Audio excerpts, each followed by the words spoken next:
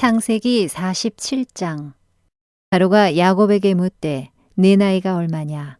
야곱이 바로에게 아뢰되 내 나그네 길의 세월이 130년이니이다.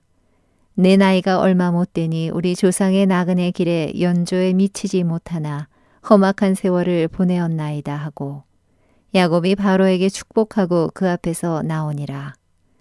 야곱이 또 이르되 내게 맹세하라 하매 그가 맹세하니 이스라엘이 침상머리에서 하나님께 경배하니라. 네, 올 한 해가 벌써 마무리되는 시기가 왔습니다. 개인적으로도 그리고 교회적으로도 많은 일들이 있었던 한 해였습니다. 그 시간들을 한마디로 표현한다면 어떻게 표현할 수 있을까요? 자신이 겪은 세월을 험악한 세월로 표현한 사람이 있습니다. 그는 야곱입니다. 그가 험악한 세월이라고 표현을 했는데, 그 험악한이라는 말은 하나님의 뜻을 등지고 걸어가며 겪어야만 했던 그런 고통의 시간들을 말하는 것입니다.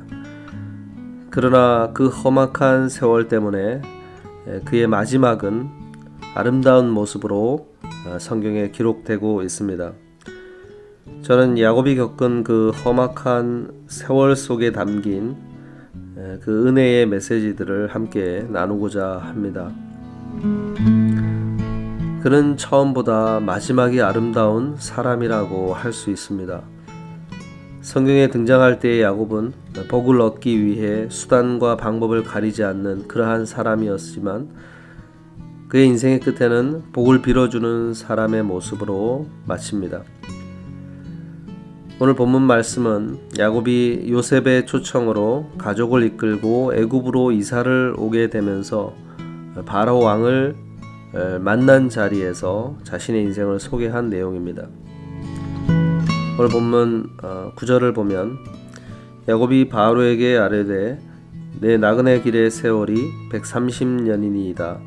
내 나이가 얼마 못되니 우리 조상의 나그네 길의 연조에 미치지 못하나 험악한 세월을 보내었나이다 하고 말씀합니다.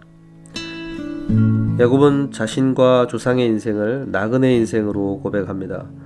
나그네라는 말은 히브리어로 마골이라는 뜻인데 외국인을 말합니다.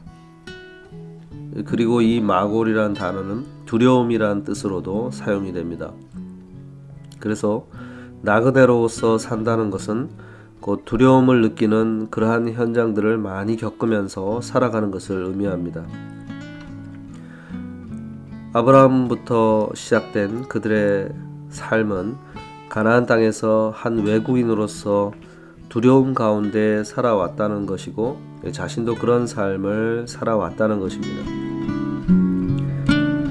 실제로 그는 태어날 때부터 형과의 경쟁 관계 속에서 태어났고 또 자랐고, 그리고 또 도망을 쳐야만 했습니다.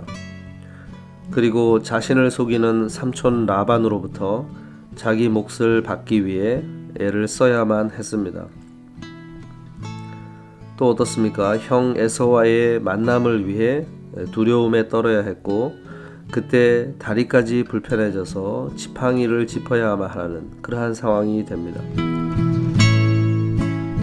그것으로 끝이 나는 것이 아니죠. 자신의 딸 딥나의 사건으로 인해서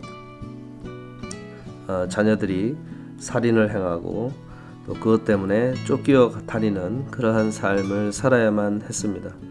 그리고 한평생 동안 그 요셉의 죽음에 대한 슬픔, 이러한 것들 속에서 지내야만 했습니다. 이 야곱의 인생에는 밤이 많이 등장합니다. 야곱이 형 에서를 속이고 축복 기도를 아버지로부터 받은 후에 자신을 해치려고 하는 그 형을 피해 도망을 가게 되죠. 그리고 거기서 환상 중에 사다리를 오르락내리락하는 천사들의 모습을 보게 되죠. 그때도 밤이었습니다. 그리고 형 에서와의 만남을 앞두고 야복 강가에서 잊을 수 없는 그러한 순간을 보내게 되는데, 그때도 밤이었습니다. 이런 모습들은 우리의 모습과 참 많이 닮아 있습니다. 그런데 여러분, 하나님께서는 자신의 백성들의 이름을 정하시기 위해 준비해 놓은 이름, 그 이스라엘이라고 하는 이름을 누구에게 주시냐면 야곱에게 주셨다는 것입니다. 순종한 사람 이삭도 아니고 거룩한 사람 요셉도 아닌 야곱에게 주셨습니다. 왜 그랬을까요? 하나님은 창조의 하나님이시기 때문에 그렇습니다.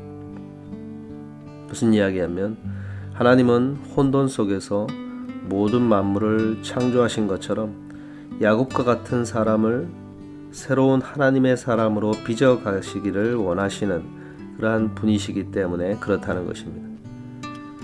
왜 야곱이냐고 묻는 질문에 대한 대답은 야곱에게 있지 않습니다. 그 이유는 오직 하나님의 선택에 있다고 성경은 소개를 합니다.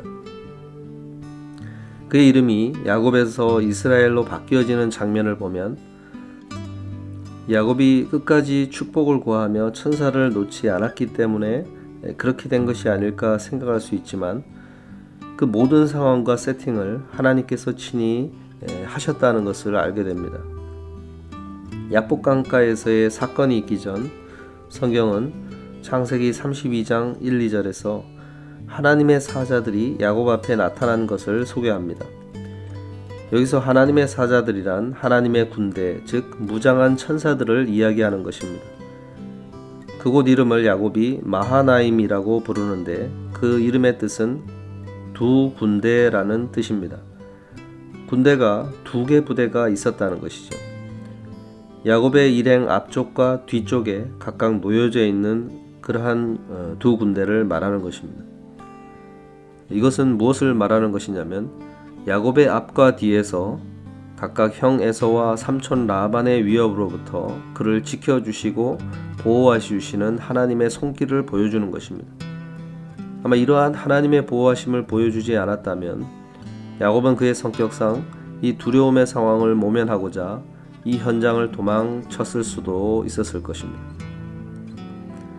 왜냐하면 가만히 떠나온 것을 형 에서가 알고 있었다는 소식은 20년이 넘는 세월 동안 에서가 자신을 감시하고 지켜보고 있었다는 것을 의미하기 때문입니다.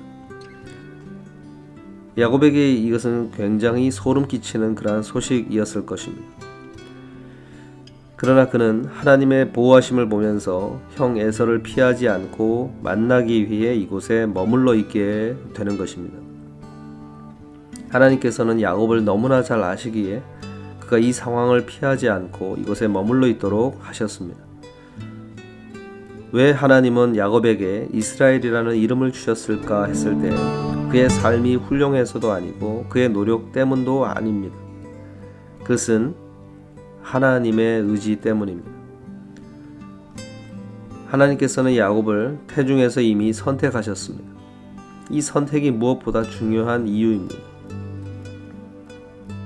창세기 25장 23절에 보면 여호와께서 그에게 이르시되 두 국민이 내 태중에 있구나. 두 민족이 내 복중에서부터 나누이리라. 이 족속이 저 족속보다 강하겠고 큰 자가 어린 자를 섬기리라 하셨더라 말씀합니다. 하나님은 자신이 선택한 이들을 통해 하나님의 일을 해 나가신 것을 보여주십니다. 하나님의 선택은 준비된 사람을 선택하는 것이 아니라 선택한 사람을 준비시켜서 일하는 것입니다. 야곱의 험악한 세월은 하나님의 사람으로 준비시키시고 온전케 하시는 하나님의 일하심의 세월이라고 할 수 있습니다.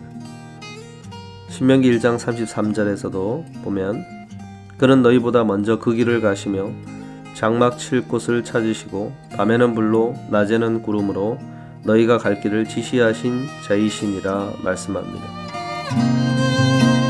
이스라엘 백성을 인도하시는 모든 과정도 하나님의 그렇게 일하시고 섭리하시는 그러한 결과물이었다는 것입니다. 우리는 우리 스스로가 우리의 삶을 경영해 가는 것처럼 생각하지만 그러나 우리가 내리는 많은 선택들 사이사이에 하나님의 선택이 들어있고 그 선택이 우리의 거대한 방향을 이끌어 가고 계셨다는 것을 알아야 됩니다.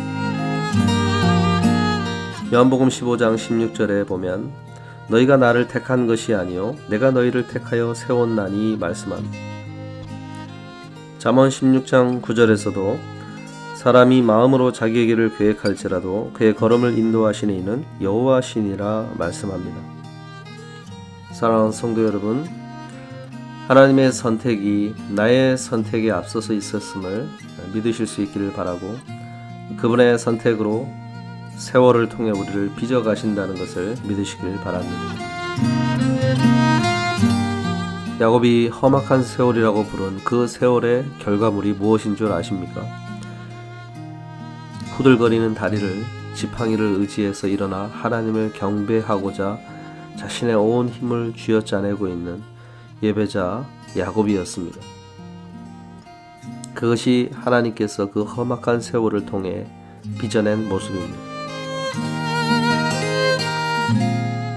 사랑하는 성도 여러분, 올 한 해의 삶의 걸음을 통해 하나님께서는 우리를 빚어 오신 줄로 믿습니다. 때로는 몸에 문제가 생겨 응급실을 가기도 하고 또 회사의 일들로 어려움을 겪기도 하고 또 사업장의 어려움들 때문에 많은 스트레스를 받는 그러한 시간들도 있었을 것입니다. 그런데 그 모든 것이 나를 빚으시는 하나님의 은혜 속에서 이루어진 일들이라는 것입니다. 사랑하는 성도 여러분, 이러한 사실을 기억하면서 지나온 시간들의 의미들을 하나님 앞에 감사함으로 정리하실 수 있기를 바랍니다. 말씀을 마치려고 합니다. 일생에 단 한 번, 그것도 죽기 직전에 꽃을 피우는 나무가 있는데 그것이 대나무라고 합니다. 보통 60년에서 120년 만에 꽃을 피운다고 하는데요. 꽃이 핀 대나무는 곧 죽는다고 합니다. 꽃을 피울 때 가장 많은 에너지가 소모되기 때문인데요. 마지막 죽기 전에 자신의 온 힘을 다해 꽃을 피우고 죽음을 맞이한다는 것입니다. 마찬가지로 야곱은 마지막 순간에 가장 아름다운 믿음의 꽃을 피운 사람입니다.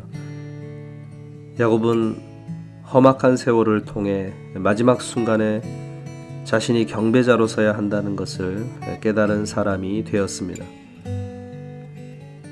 그가 마지막 순간에 보여준 그 침상 머리에서 경배하는 모습은 그의 인생의 결정판이었고 하나님께서 빚어주신 결과물이었습니다. 사랑하는 성도 여러분, 지난 한 해 동안 하나님은 우리를 빚으신 줄로 믿습니다. 나의 생각들이 조금씩 깎여졌을 것이고 많은 실수와 어려움들 속에서 나의 마음에 새기게 된 그러한 겸손, 또 하나님 앞에서의 결단, 그리고 내 신앙의 어떤 원칙들, 이러한 것이 조금씩 생겨났을 것입니다. 올 한 해가 험악한 세월일 수는 있지만 그러나 그 속에 하나님의 은혜가 묻어있는 세월이었음을 기억하시고 올 한 해를 감사함으로 정리하시고 새로운 새해를 바라보실 수 있는 우리 모두가 되시길 주님의 이름으로 축복합니다.